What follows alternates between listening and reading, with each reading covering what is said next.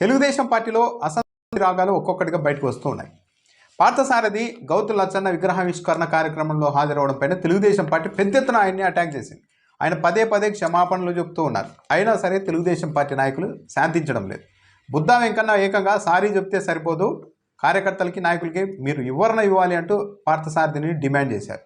ఇది ఒక ఎత్తు అయితే, కొలికిపూడి శ్రీనివాస్ లేటెస్ట్గా ఒక పోస్ట్ పెట్టారు ఫేస్బుక్లో.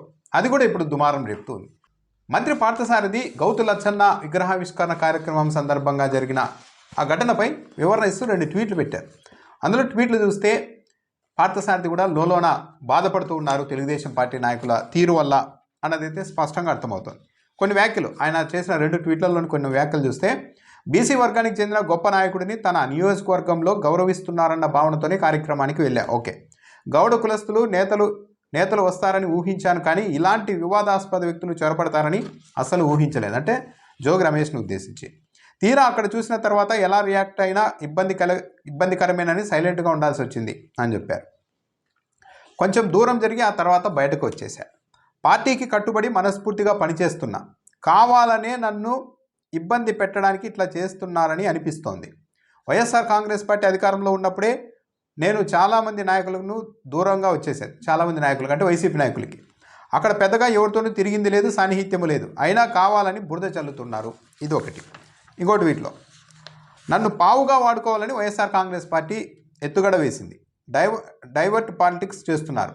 రైస్ స్కామ్ వంటివి పదే పదే మీడియాలో వస్తూ ఉండడంతో మీడియా దృష్టి మళ్లించడానికి, టీడీపీ నేతల్ని బలహీనపరచడానికి ఇదో కుతంత్రం. సరిగ్గా అదే జరుగుతోంది.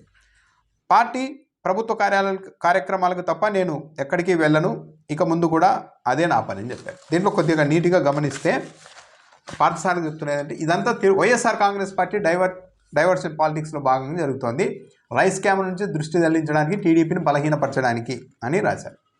కానీ ఈ అంతా వ్యవహారం మీద రాద్ధాంతం చేసింది ఎవరు? Telugu Desam party media, Telugu Desam party నాయకులు. వైఎస్ఆర్ కాంగ్రెస్ పార్టీ ఎక్కడా కూడా జోగి రమేష్, పార్థసారథి ఒకే కార్యక్రమంలో పాల్గొన్నందుకు ఎక్కడ అభ్యంతరం చెప్పలేదు, ఏమీ చేయలేదు. ఈనాడైతే ఇంగితం లేదా అని రాసేసింది పార్థసారథిని ఉద్దేశించి డైరెక్ట్. జోగి రమేష్ వచ్చిన కార్యక్రమంలో పాల్గొన్నారు, మీకు ఇంగితం లేదా అని రాసింది. అంటే ఎవరు రచ్చ చేస్తున్నారు? బుద్ధా వెంకన్న అయితే పార్థసారథి క్షమాపణ చెప్తే సరిపోదు, వివరణ ఇవ్వాలి అంటున్నారు ఆయన.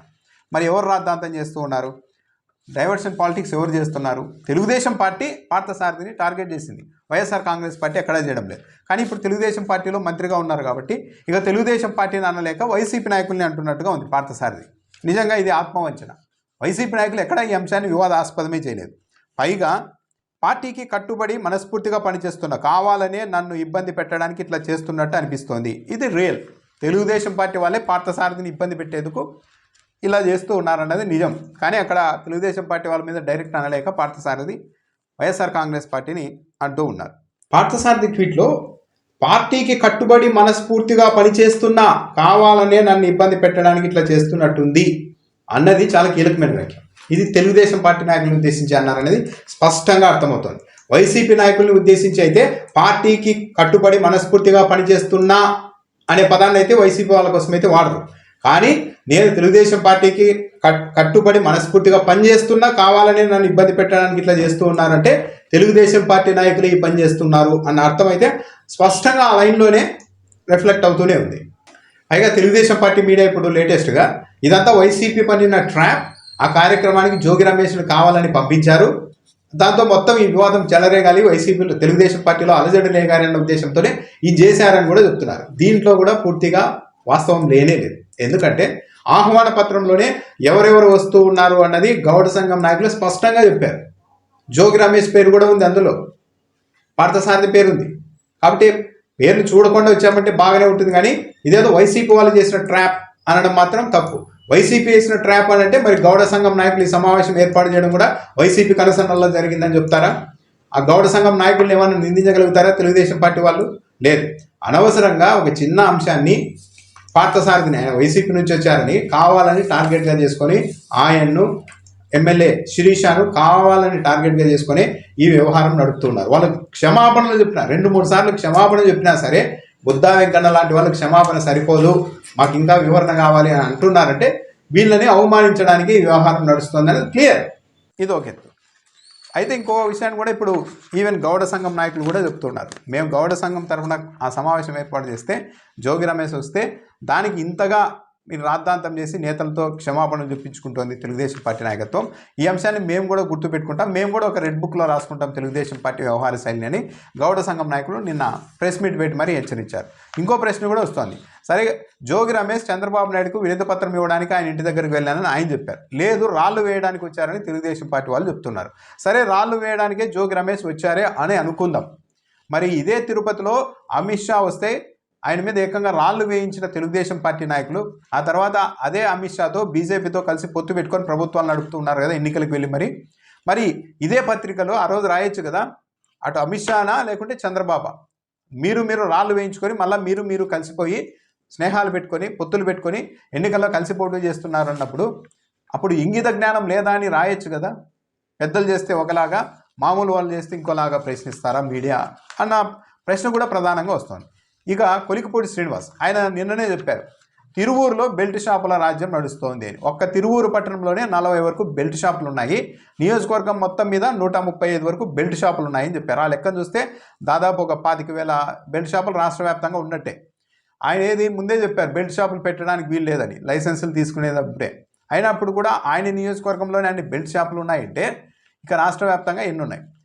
కొద్దిసేపటి క్రితం కొలికిపూడి శ్రీనివాస్ ఒక పోస్ట్ పెట్టారు ఫేస్బుక్లో. ఆయన ఏం చెప్తూ ఉన్నారంటే, తిరువూరు పట్టణంలో ఇంజనీరింగ్ కాలేజీకి ఎదురుగా వినాయకుడి గురికి ఎదురుగా మహిళా ప్రయాణికులు పదే తిరిగే బస్టాండ్కు పక్కన మదిర రోడ్డులో జనావాసాల మధ్యలో ఉన్న మద్యం షాపుల్ని ఊరి బయటికి తరలించండి అంటూ ఆయన ఒక విజ్ఞప్తి చేస్తూ, ఇది మంచి ప్రభుత్వం అంటూ పవన్ కళ్యాణ్, చంద్రబాబు నాయుడు, పురంధేశ్వరి ఉన్న ఒక ఫోటోను కూడా పోస్ట్ చేశారు కొలికిపూడి శ్రీనివాస్.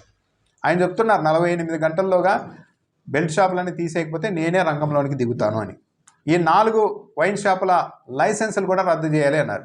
ఏ బెల్ట్ షాపులు అయితే ఏ 4 వైన్ షాపుల పరిధిలో నడుస్తున్నాయో వాళ్ళకు అనుబంధంగా, ఆ షాపులకు అనుబంధంగా వాటన్నింటి లైసెన్సులు రద్దు చేయాలని కూడా ఆయన డిమాండ్ చేశారు. కానీ ఇప్పటివరకు అదంటే ఏమీ జరగలేదు.